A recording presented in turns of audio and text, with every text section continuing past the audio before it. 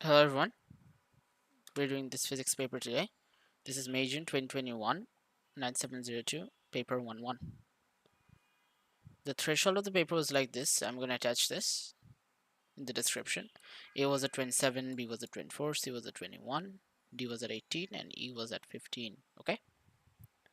Um, so let's begin. And remember to subscribe to the channel if you like the content. Okay? So starting with question number 1. What is a reasonable estimate of the volume of an adult person? Okay, so you can do this in two ways. You can think of the person as a rectangular prism, or you can think of the person as a cylinder. So what's the typical height of a person? Around 5 feet 6 inches, right? So it's like 160 centimeters maybe. The height is around 160 centimeters average. And what about if we think of our torso, what's the length, right? It's kind of like 30 centimeters maybe, around 30, 25, 30. So this is 30 centimeters, right? So what if we do this? Um, if we find out the volume here, it's 30 into 160. So 30 square into 160, that's into 10 to the power minus 6. That's actually 0.144 meter cube, okay? So what about a cylinder? Since this value is 30, the radius is going to be 15, right? So volume is equal to pi r square h, or pi into 15 square into height. So 15 square into pi into height of 160, that gives us a value of into 10 to the power minus 6. That's like 0.113 meter cube. So clearly our reasonable estimate is A. Which combination of units could be used for expressing the power dissipated in a resistor? So power has a unit of watts, right? Power is work done by time, or joules per second, right? So let's match this. Work done is basically force into distance, or it's Newton meters, right? So power is actually Newton meter per second. So let's look for that, and we're getting our answer. 2 is D. Now 3, a force of 10 Newton and a force of 5 Newton act on an object. The angle between the forces is 150 degrees. The resultant force on the object can be resolved into a pair of perpendicular components, which shows numerical expressions for the possible pair of perpendicular components. So this is how you do it. I'm going to draw a line through this. This is 90 degree. So this angle must be 150 minus 90, which is 60 degrees. Okay. Oh, but they want the answer in terms of 30 degrees, right? So let's do this. Uh, since that angle is 150, 180 minus 150 is 30 degrees, okay? So the vertical component, only this 10 Newton force has a vertical component. The vertical component is 10 sine 30, okay? The vertical component is 10 sine 30, and the horizontal component is actually, you know, 10 cos 30, which is 8.66. This is 10 cos 30. So the horizontal component is 10 cos 30 minus 5. This is the horizontal component, and the vertical component is 10 sine 30. So these are what we're looking for actually, okay? So 10 cos 30 minus 5 and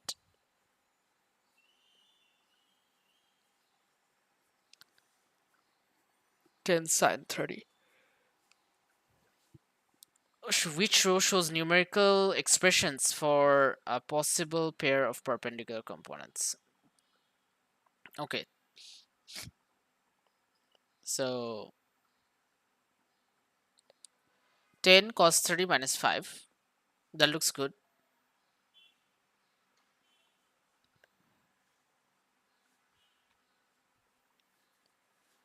10 cos 30 minus 5. But the this one is wrong. This is fine as the horizontal component, but this should have been 10 sine 30. Then 10 sine 30 minus 5. This doesn't make sense, okay? These are wrong. So it's not A or B. Let's look at C. 10 minus 5 cos 30. Okay, so this is how they viewed the diagram then. Since A and B are wrong, that means we were thinking about it in a wrong way. Okay, so I was showing you one manner. There's another way you can think of this. Look at this. We know that this is 30 degrees. According to geometry, vertical opposite angles, this is also 30 degrees. Okay, so this is our axis now. This one. This is our axis, like this. Now you can think of it this way.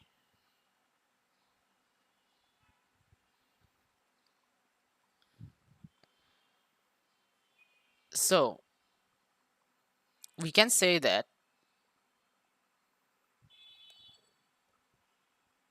one of the components is, you know, 10 in this direction, and this component is 5 cos 30. What about the component that's above in this direction? This one is 5 sine 30, right? So for one of them in this direction, it's actually 10 minus 5 cos 30, and the other one is just 5 sine 30, according to this blue direction. Okay, according to the blue direction, and according to the green direction, it's 10 minus 5 cos 30. And since the angle is 90 degree between these two forces, they don't affect each other, so our correct answer is in fact C. 3 is C. Okay, moving on. A signal of frequency 25 hertz is displayed on the screen of a CRO. What is the time base? Okay, so two boxes.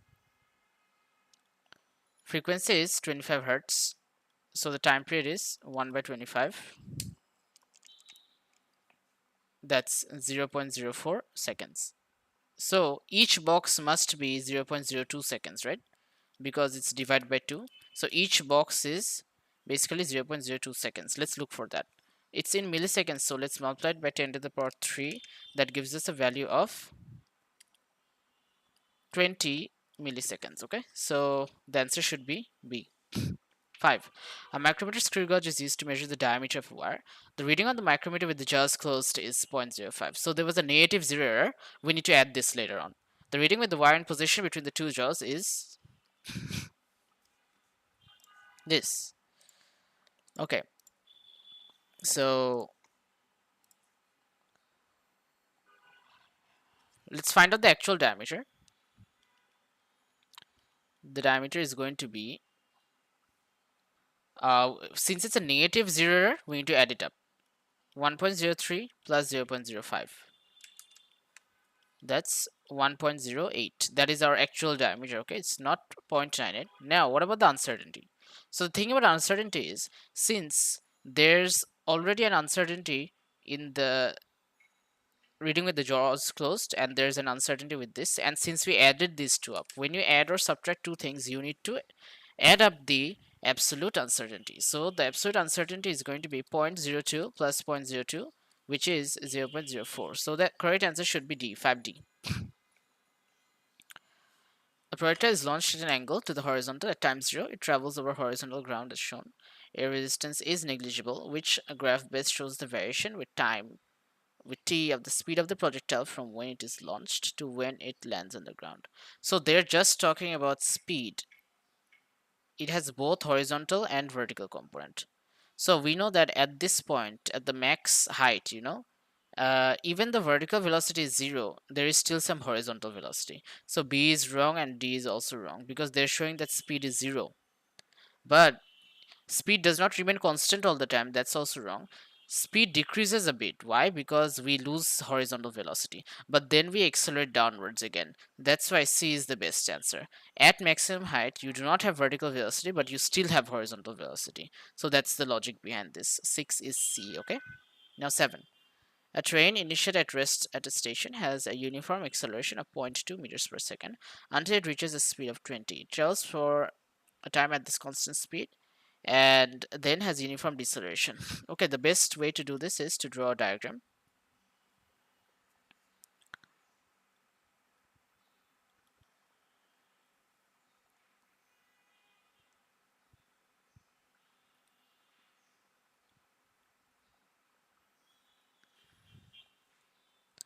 So this whole thing is 3000 meters, the area of the trapezium basically. Okay, So what is the time taken by the train to travel between the two stations?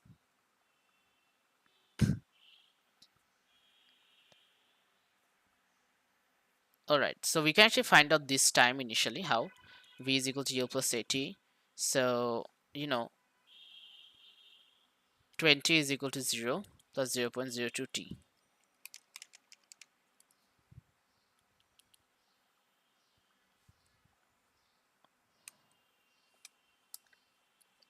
0.2, I mean. That's 100 seconds. So we took 100 seconds to reach here. Then we maintain the constant speed of 20 for some time. And then we decelerate at this rate, okay? So again, V is equal to U plus AT. 0 is equal to 0.40 minus, wait, our initial speed was 20 minus 0.40. So time is equal to 20 by 0.4, which is 50 seconds. So this period is actually 50 seconds. This one is 100 and this one is actually 50 seconds. So the distance between two stations is 3000. Okay, so can't we divide it into three sections? Triangle, rectangle, triangle. So why don't we do this? Half into 100 into 20 plus 20 into the time taken for this period plus half into 50 into 20. There you have the third section, right? Is equal to 3000. So let's do it. 1000 plus 20t plus 500 is equal to 3000. So I'm getting a value of t is equal to 75. Okay, so 75. So 75 is the time taken to travel the mid section. Now they actually want you to figure out the time taken to travel between the two stations. So you need to add all of these up, right? So it's actually 100 plus 75 plus 50, right? So 100 plus 75 plus 50, that gives us a value of 225. So the closest answer is actually C, 230. 7 is C, all right? Now for 8, a rocket is fired from Earth into space. Newton's third law of motion describes how forces act in pairs. One of the forces of a pair is the weight of the rocket. What is the other force of this pair?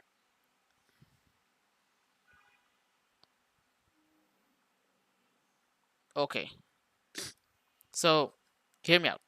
The rocket is going up, right?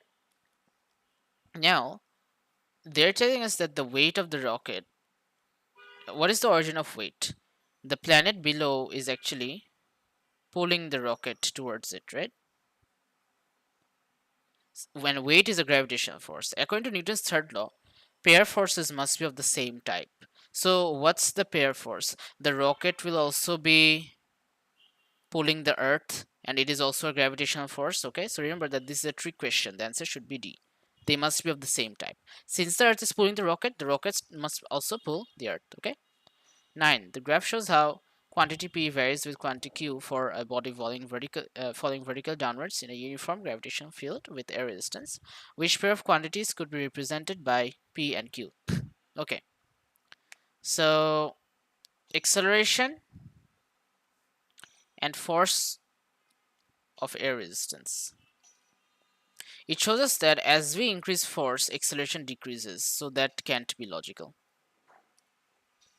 And remember, since we're falling vertically downwards in a uniform gravitational field with a resistance, oh,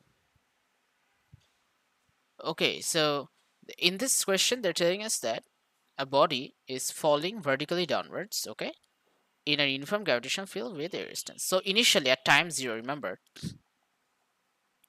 air resistance is 0, but you have maximum force of weight. As you go down, what happens? Air resistance increases, but weight remains constant. And at the end of the journey, what happens? Air resistance becomes equal to weight and net force becomes 0. So if you think about it that way, if the y-axis is acceleration and this is the force of air resistance is 0 initially. That's true when we have maximum acceleration of free fall 9.1.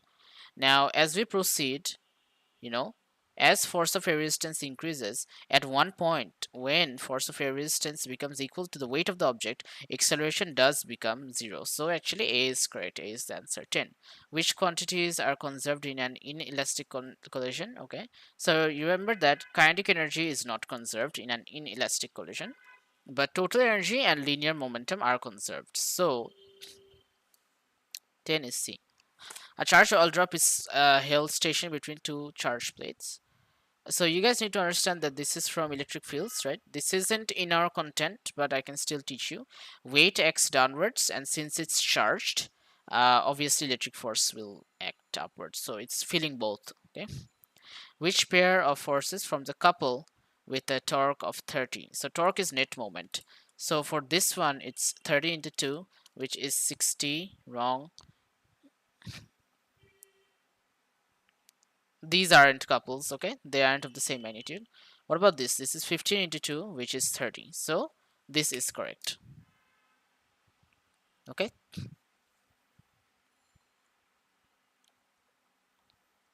12 is D. 13. A uniform rigid bar exit with negligible mass is 1.20 meters long.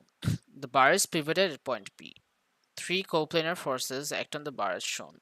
Forces of 60 and 20 act perpendicularly to the bar at point X and Y respectively. Force Fx at point Z at an angle of 30 degrees to the axis of the bar.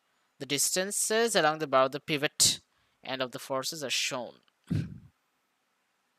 The bar experiences a resultant moment of about P of 6 Newton meter in a clockwise direction. Okay, so if you think about this component, you have to take F sine 30. Okay, and this is your pivot. Okay, so what are the clockwise moments? This one and this one. So we can say that 16 into 0.30 plus F sine 30 into, from the pivot it's 0.90, right, minus the anticlockwise moment of 20 minus 20 into 0.30 is actually equal to 6. So let's solve this. 16 into 0.3, 4.8 plus sine 30 is half, right? 0.9 into 0.5 is 0.45. 0.45 f minus 20 into 0.3 is 6 is equal to 6. Okay.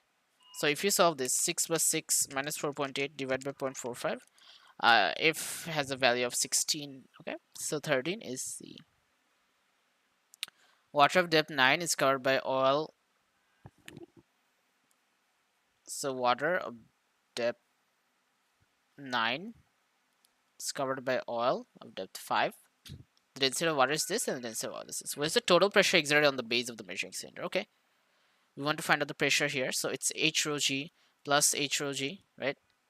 So 9 into 10 to the power minus 2 into 9.81 into 1000 plus 5 into 10 to the power minus 2 into 9.81 into 800.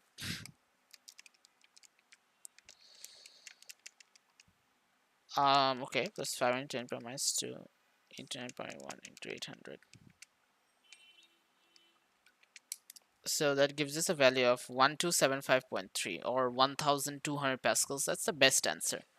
1300. 1275. If you round this off to the nearest answer, that's 1300, right? So D is your best answer since it's above 50. 15. A rocket is fired upwards. As it accelerates upwards after leaving the launch pad, which forms of energy are changing? So it's accelerating, okay? So kinetic energy is changing.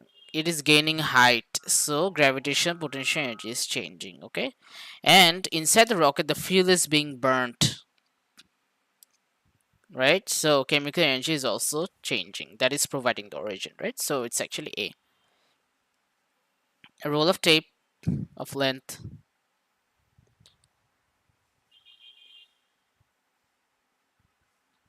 50 meters requires a constant force of 20 to unwrap it. What is the work done in unwrapping the whole roll? Okay, so work done is equal to force into distance. We need to move a distance of 50 meters in total. So that was pretty straightforward. 1000 joules, right? So it's actually D. Look at 17. A trolley of mass 600 is initial at point P on a slope at a height of 80 meters above ground level, as shown. It has 0 K. Now the trolley is released from rest and moves along the slope, first coming to rest at point Q at height H above ground level.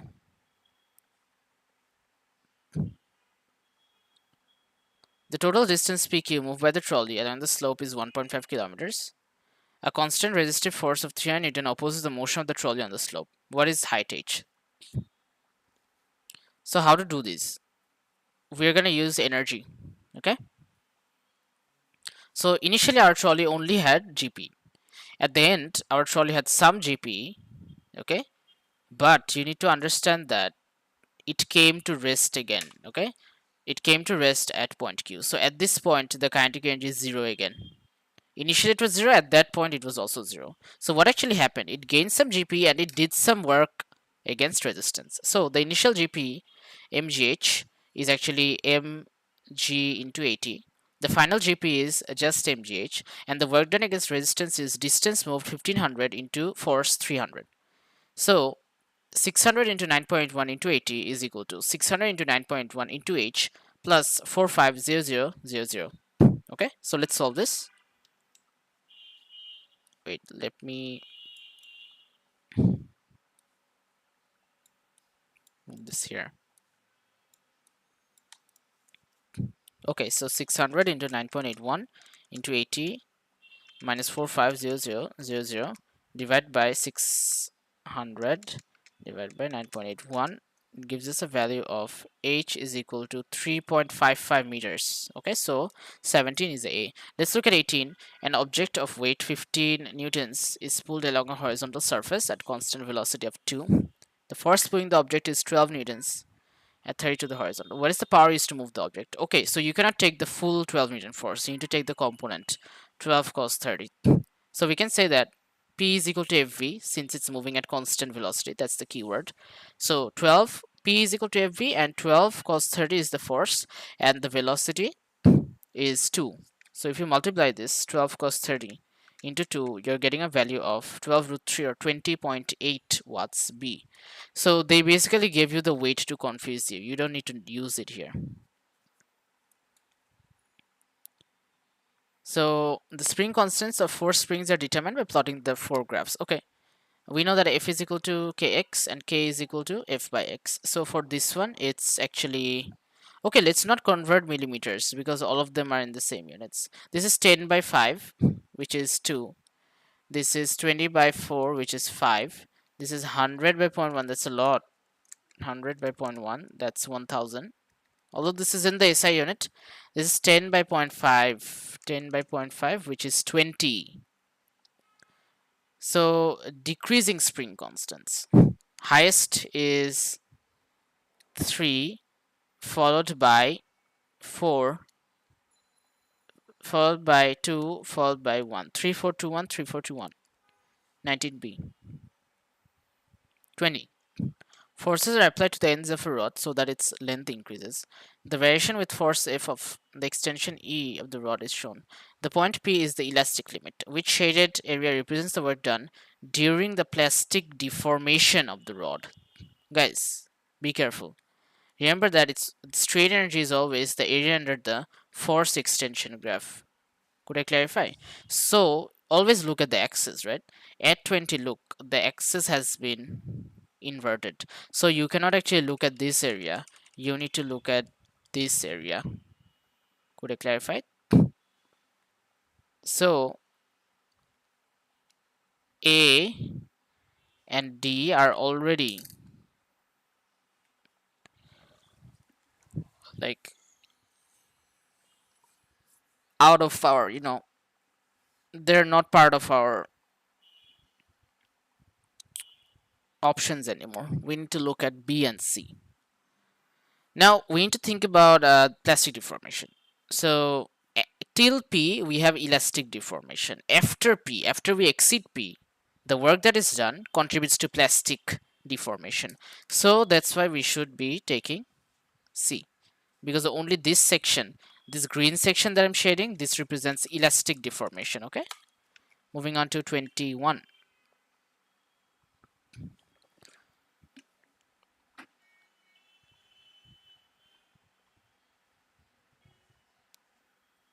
Waves. Two identical waves are produced by sources at points P and Q. The waves travel along different paths to reach point R, as shown. Both waves have a wavelength of 6. The waves are in phase at point R. What is the phase difference between the waves as they leave points P and Q? Interesting question. So you guys need to understand that the waves are in phase at point R. But check this. If you look at the path difference, what's the path difference? 100 minus 80 is 20 centimeters, okay? And if you compare 20 centimeters with 6, right? It's not an integer multiple. If you compare 20 with 6, 20 divided by 6 is 10 by 3. It's not an integer multiple. Do you understand? If constructive superposition did take place, it should have been an integer multiple. But not only does path difference contribute to the type of superposition, phase difference contributes as well. Do you understand?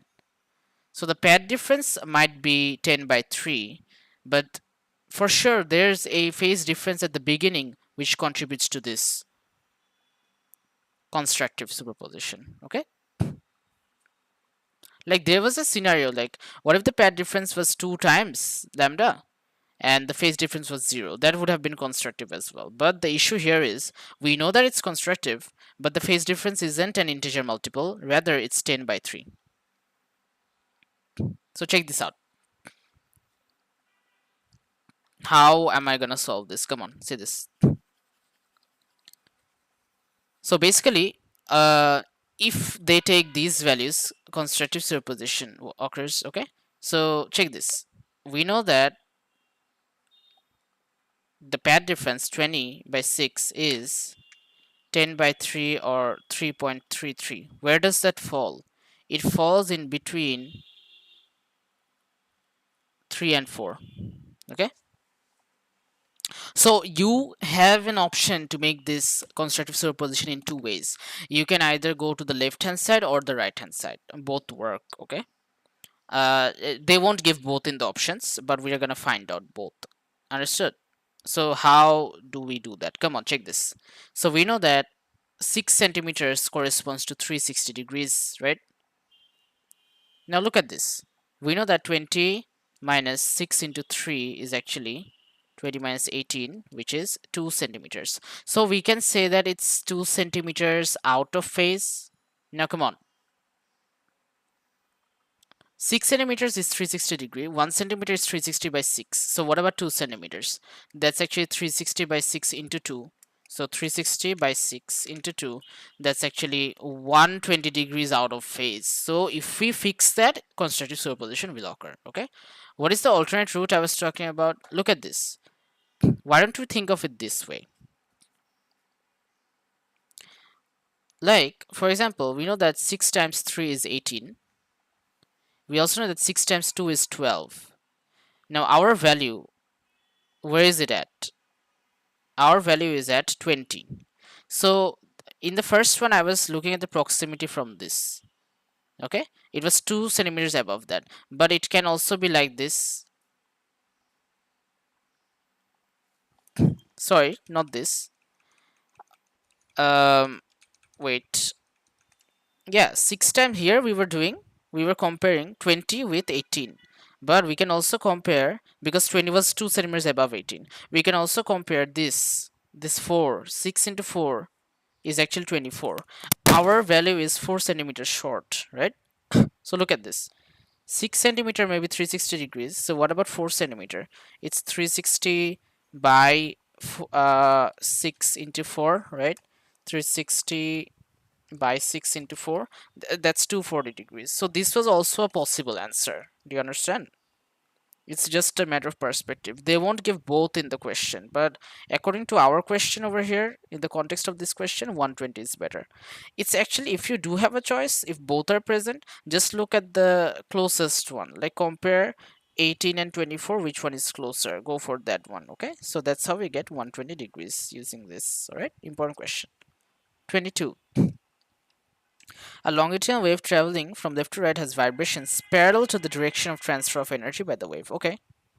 The wave can be represented on a graph showing the variation with distance of the displacement of the particles from the equilibrium positions at one instant. Which point on the graph is the center of a compression? This is interesting. This is a common question. I've seen it multiple times. Now look at this. In these ones, we have a displacement to the right. This is a longitudinal wave expressed in the form of a transverse wave, but it's longitudinal. So suppose in this section we have displacement to the right, okay? Displacement to the right. It will gradually increase, and at maximum it will have highest displacement, and then over time it will become smaller and smaller until it becomes like this, okay? Now this is displacement to the right. At after this point, like we have displacement to the left, so it's going to be like this: left, left, left, left, left, left, highest left here, then left, left. It will slowly but surely come down like this, okay?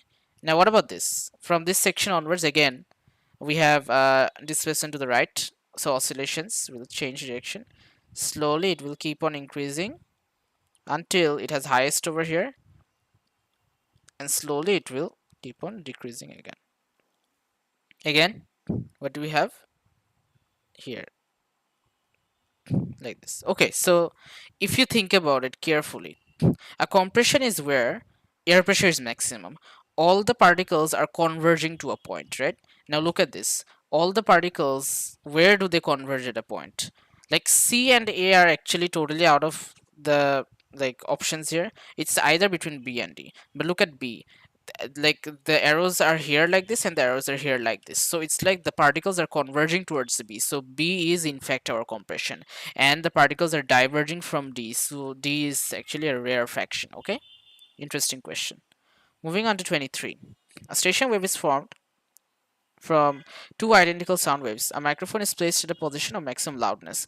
It is then moved along the stationary wave from this first position of maximum loudness to its fourth position of maximum loudness. Okay, a point of maximum loudness is basically an antinode.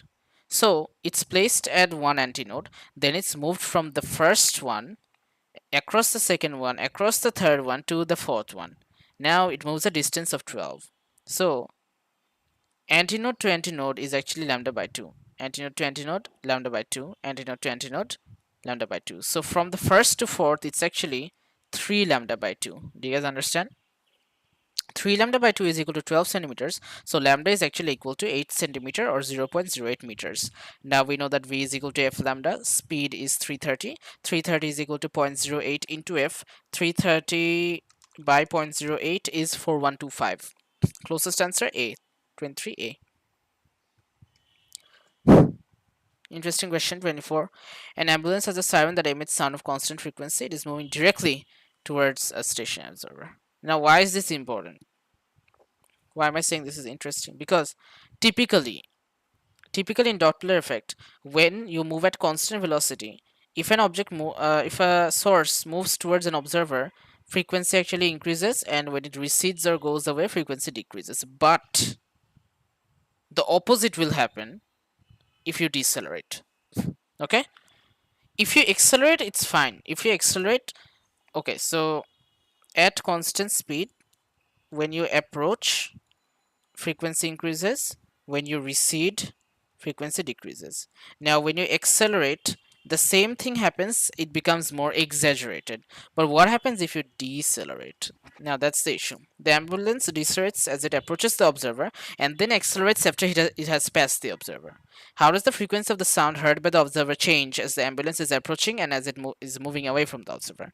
Hear me out.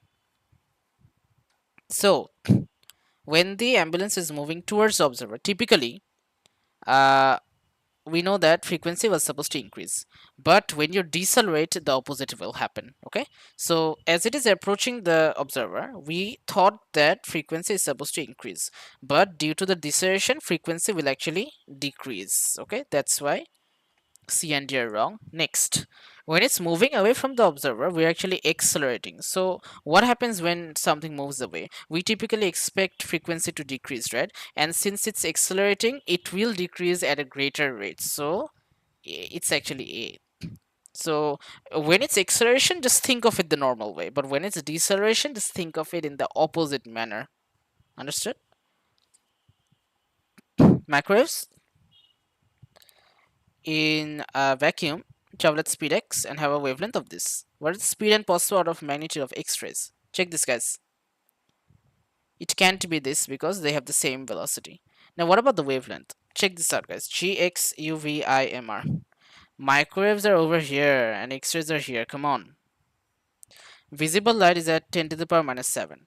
Microwaves are at like 10 to the power minus 3. X-rays are like at 10 to the power minus, minus 3 or minus 2, by the way. And x-rays are like at minus 10-ish. Okay. So if you look at the difference, it can't be 10 to the power minus 4. It has to be 10 to the power minus 8. X-rays are much shorter than microwaves. Okay. So 25 is also A. 26. The diagram shows part of a station wave on a string. X and Y points in string. The vibrations at X and Y are 180 degrees out of phase. What is the distance between X and Y? Check this. We are seeing a station wave. Okay.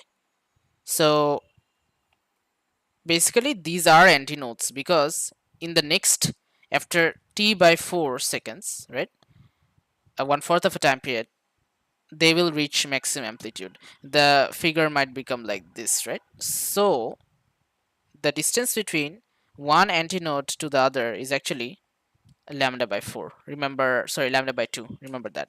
Antinode to antinode is lambda by 2. Always. Antinode to node is lambda by 4. But antinode to antinode or node to antinode, node to node, okay, node to node or antinode to antinode is always lambda by 2. So it's going to be half a wave then. 27. Which wave behavior is shown? So we're passing through a slit, right? And the waves are actually spreading into their geometrical shadow. So 27, this is actually diffraction. 28. A teacher sets up the apparatus shown to demonstrate double slit interference, which will increase fringe spacing. Look at this. The formula is x is equal to lambda d by a. To increase fringe spacing, x, we can increase d, increase lambda, or decrease the slit width. Okay, according to our question over here, the formula should be x is equal to lambda r. Okay, p has nothing to do with it, divided by q. We can either increase r or decrease q. So decreasing the distance q, that looks good. 28 is B. Moving on to 29, light of a single unknown wavelength and blue light of a single wavelength are both incident normally on a diffraction grating. Two patterns are produced, one for each wavelength. The third order maximum for the blue light occurs at the same angle as the second order maximum of the light of unknown wavelength. Okay, d sine theta is equal to n lambda.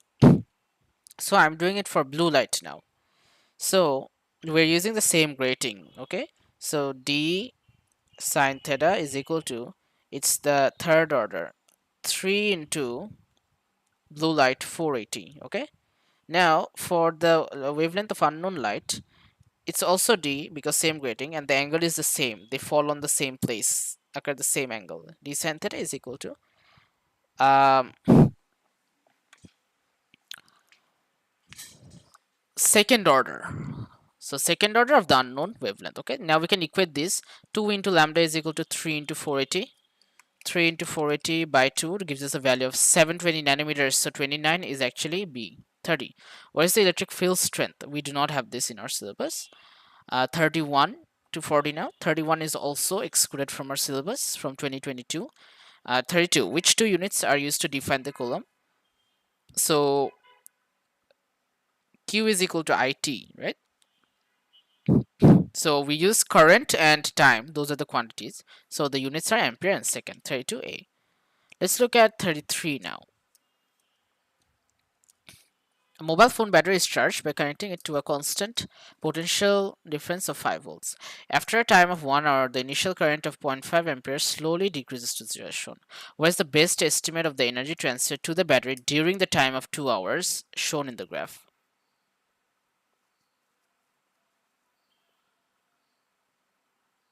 Okay, so energy, guys. We know that energy is we know that voltage is equal to work done by charge, and we know that the work done or the energy is actually voltage into charge, or Q is equal to IT, so VIT. So we can actually find out the total charge by finding out the area under the graph, right? Easily. So the area under the graph is actually 0.5 into 1 hour into 3600 seconds, and for the triangle it's 1 hour into 3600 seconds into 0.5 into half. Okay, so 0.5 into 3600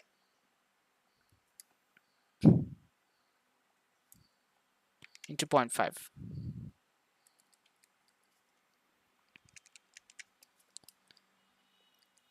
that's 2700. Now if you think about it, this is the total charge that was transferred, total charge transferred. Now if you want to find out the work done, it's actually voltage into charge transferred. So 2700 coulombs into the voltage of 5 volts. Okay, so 5 into 2700 gives us an answer of 13,500, which can be rounded off to 14,000. Nearest answer 33C. 34. A length of wire is connected into an electric circuit. The current in the wire is measured. Which change on its own could increase the current in the wire? Okay, so we know that V is equal to IR, I is equal to V by R. We either increase voltage or decrease resistance. And we know that R is equal to rho L by A. We want to decrease resistance, right? So increasing the length of the wire is a no-go. Increasing the radius of the wire. Okay, if we increase the radius of the wire, area is pi r square, right? If we increase radius, area increases, denominator increases, radius decreases, so current will increase. That's why the answer is B. Good. 35. A cell is described as having an electromotive force of 6. What does this mean? So guys, it means that 6 joules of energy is required per unit charged. 6 joules of energy is required per unit charge to pass it around the whole circuit or through the battery. Could I clarify? So we're going to look for that. 1 coulomb of charge always dissipates 6 joules of energy. This doesn't make any sense. It has nothing to do with the internal resistance. 1 electron gains 6 joules of energy. No, not 1 electron. It's for 1 coulomb of charge, okay? Not 1 electron. Next, there's a potential difference of 6 applied across any external circuit connected to the cell. No. When 1 coulomb of charge passes through the cell, 6 joules of chemical energy is transferred. This is perfect, okay? In B, this was the wrong part. The diagram shows a network of resistors. Each has a resistance of R. What is the total resistance? Okay, this is R. This section is 1 by R plus 1 by R reciprocal, which is R by 2. And this section is 1 by R plus 1 by R plus 1 by R reciprocal, which is R by 3. So these three are in series with each other now. R plus R by 2 plus R by 3. 1 plus 0.5 plus 1 by 3 gives us a value of 11 by 6R. So I'm going to go with C. 36 is in fact C. Moving on to 37. 3 resistors are connected in series with the battery as shown. The battery has negligible internal resistance. Okay. Where is the potential difference across the 180 ohm resistor? This is very simple. Use potential divider. 180 divided by 180 plus 120 plus 150 into 6 will give you the answer. 180 divided by 180 plus 120 plus 150 into 6 gives us an answer of 2.4 volts. 2.4 volts. So 37 is B. 38. A potentiometer circuit is used to determine the unknown electromotive force of a cell. In this circuit shown is a cell with EMF that is known accurately. QR is a potentiometer wire which has a movable contact S. S is connected to a galvanometer and to cell X. Great. What is not a necessary requirement to determine the EMF of X? The EMF of cell X must be lower than the EMF of cell E. This is a requirement. Because if it wasn't lower, come on, it would never match. this one would always be greater. So remember, for this potentiometer to work, the EMF below must have a lower value. Because suppose if this is like 10, right? And suppose this is, 6. So and if this is a 100 centimeter wire, okay? At 60 centimeters, it would match. The internal resistance of cell X must be known. No. This isn't a requirement, okay? This is wrong, so this is the correct answer. The length must be determined correctly. The resistance must be proportional to its length. True. So B is wrong. The internal resistance must not be known. A particle of uranium undergoes a series of decays. Okay. Uranium 235, 92. During the series of decays, 2 alpha particles and 1 beta are emitted. Okay. 2 alpha. So it becomes X 231, 90. Then after alpha, it becomes Y, minus 4, which is 217. Sorry, 227 and 88, followed by 1 beta minus particle. So it's going to turn into Z, 1 beta minus. Mass number will remain the same, proton number increases by 1. So 227, 89, we're looking for that. So my answer is B. Which particle is a fundamental particle? The answer is electron, because it's a lepton. Leptons are fundamental particles. These are not, since they are made up of quarks. Okay, so that is all, guys. I'm gonna link paper 1 physics up here. Remember to subscribe to the channel, and after I'm done with May-June 2021 variant 1-2, I'm gonna link that up here, and I'm gonna link May-June 2021 variant 1-3 down here. Okay, see ya.